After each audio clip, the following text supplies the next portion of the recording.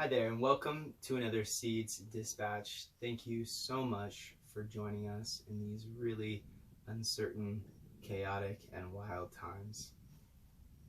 These times may be bringing up a lot of different feelings. We know they are for us, and we know they are for friends and community and family.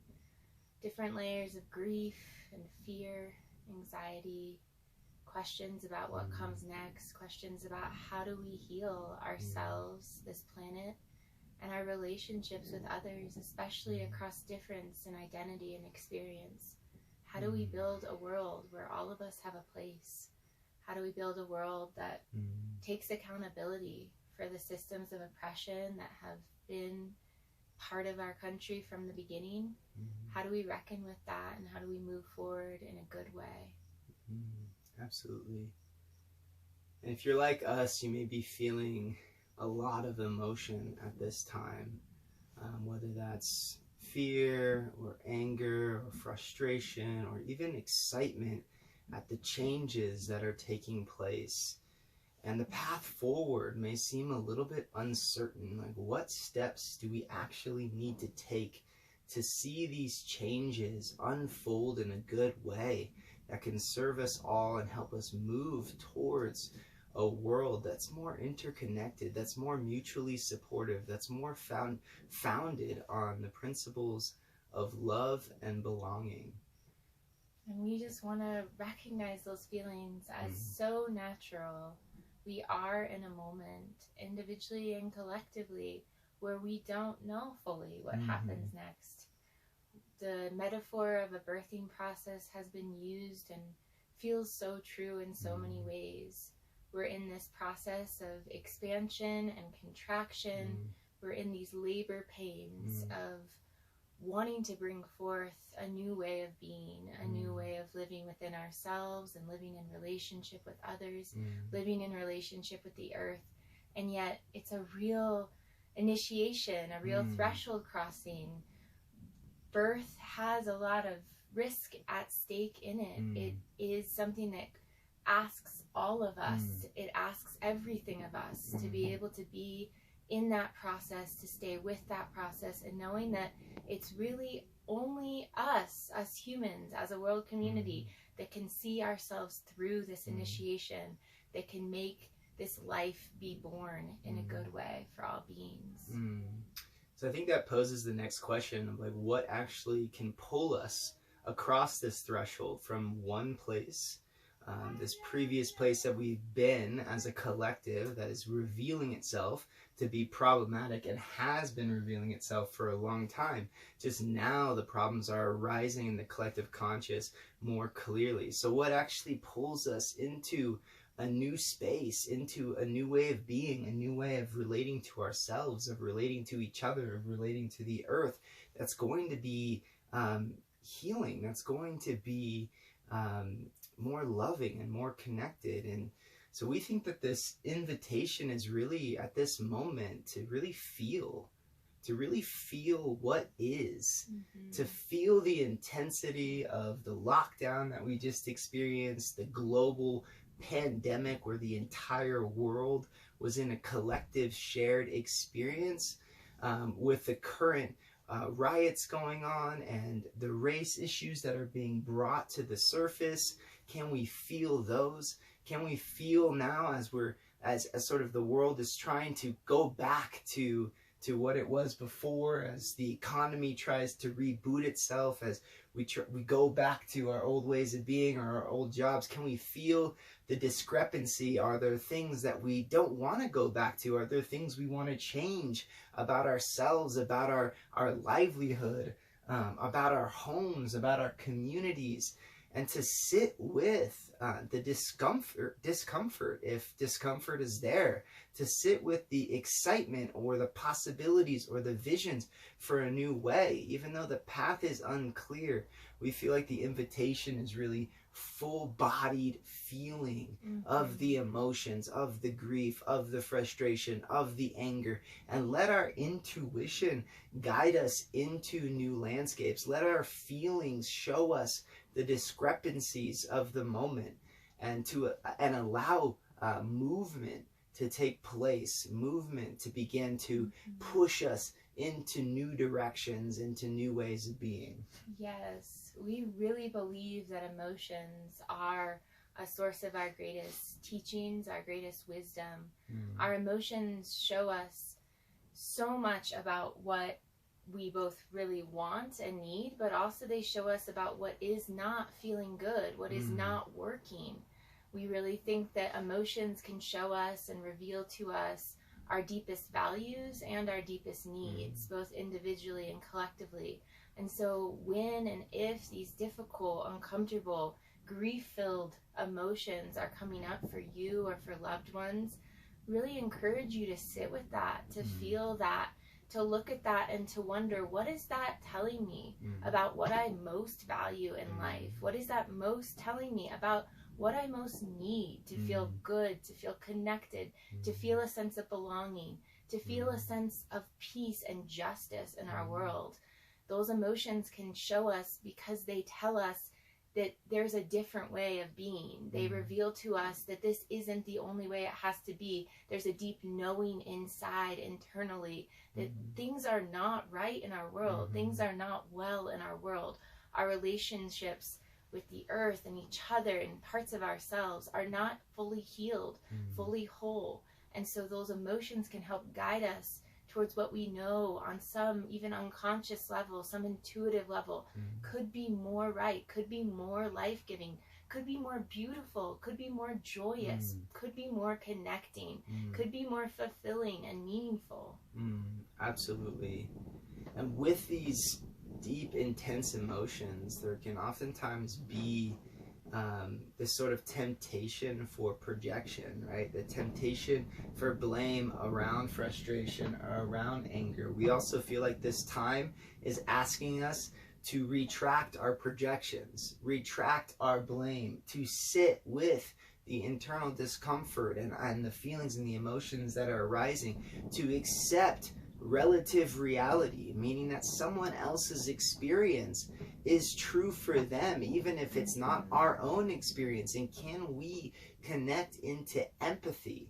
Can we feel another's experience and recognize it as true for us as well, even if it's not the same experience, that we can feel and empathize and support one another in this collective transition? Because the issues and the struggles are all revealing themselves in unique, distinct ways based upon our identity, our place, our relationships, our past history, our past traumas, and to recognize that each of us have a unique experience in this moment. And maybe it's time to sit back and listen, and feel and connect to compassion, to have compassion for ourselves and the places that we find ourselves in and the uncertainty of the moment, and have compassion for others and how they're choosing to be with this uncertainty, to be with this intensity, and to come together in that place of mutual respect where we really want to hear and listen to what another's experience is, so that we can learn more about ourselves, we can learn more about the collective, and we can learn more about what the next steps can actually be in order to create a more beautiful world that includes all of us. Yes, this is so connected to what we call ecocentric evolution. The idea with ecocentrism is that all life forms have their inherent value and worth, and that includes our whole human family, that everyone's lived experience and reality has its place and it has its value inherently, because it is how that being has experienced the world, has experienced themselves in relation to the systems that exist in our world, has experienced themselves in relation to others, in relation to their own sense of belonging and worth and acceptance. And so to move towards an ecocentric world, to evolve in this way, we need to find ways to listen deeply to ourselves and to listen deeply to the others around us, knowing that together we can weave a tapestry of deeper understanding, deeper compassion, a deeper reflection of the human experience in this critical, pivotal time. We're needing to build a world where there's a place and there's voice and there is egalitarian space for each of us. And to do that means that we need to create avenues of hearing and listening and respecting and welcoming the diversity of experience that is true and is the reality of this moment. Just like the permaculture principle of diversity within an ecosystem helping promote resilience. Because if different components and diverse components are part of an ecosystem, then they will be impacted differently by certain challenges or threats that might arise in that ecosystem. And so true too is that true of the human ecosystems and communities that we create.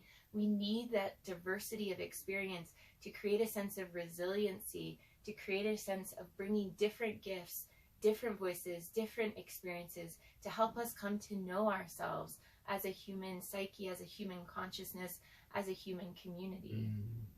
Absolutely. So we're experiencing the breakdown of these previous structures that we've collectively built as a society. And the reason that they're breaking down and they're revealing their inadequacies is because they're out of alignment with the natural movement of life itself. And that life wants to connect, wants to interrelate, wants to be mutually supportive. Our sciences are showing the mutual connectivity of life and that our entire planet is a shared ecosystem of exchange that is creating a harmony and balance, and our influence upon it has disrupted the balance that has been established through billions of years of evolution.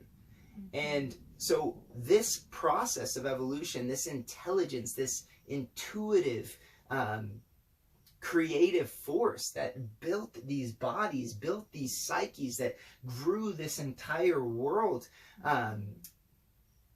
is within every single one of our cells, is within all of our neural connections, lives within us, and is asking for us to feel into its own intuitive powers towards connection, towards harmony, towards mutual relationship. So at this moment, it's revealing where we've lost those connections, where we've limited our experience, where we've blocked ourselves out from mutual support, and is asking for reconnection to be born. But in order to find that reconnection, we first have to reveal all the ways we've been disconnected, disconnected from our own selves, from our own hearts, from our own souls, disconnected from each other, disconnected from the planet at large, feeling like we can live separate from the entire world. And in that process, we have destroyed the foundation, the balance of our collective ecosystems. And a rebalancing needs to occur. But in order for that to happen, we have to face what is true, what we've created as a collective, and begin to heal that process so that wholing, mutual connection and mutual support and powerful expansion and expression can begin to emerge. The hopeful part of all this is that humans, just like every other component in a healthy ecosystem, we have a tendency towards homeostasis or equilibrium or harmony or balance. It is within our genetic code to move towards healing, to move towards health, to move towards vitality. And so that creative intelligence that has been born through us, that lives in every one of our cells, it is trying to drive us towards healing and holing within ourselves and in relation to all other components of life within our ecosystem. So it's a process, if we can, to slow down and to understand where the blockages are that have prevented us from that movement towards healing, what the systems, the internalized oppressions and the internalized enactment of the oppressors have been within ourselves, so that we can then open to the healing potential that is our birthright, that is naturally occurring within us and through us. Absolutely.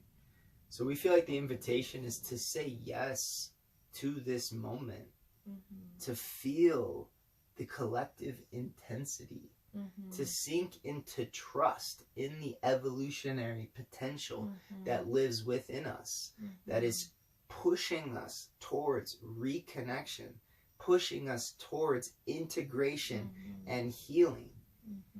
And so we want to invite you into this journey with us, and we join in this journey with you to listen, to feel, to empathize, to cry, to grieve, to dance with excitement at the opportunity of this moment, and begin to dream into new potentials and let our intuition guide us into those possibilities.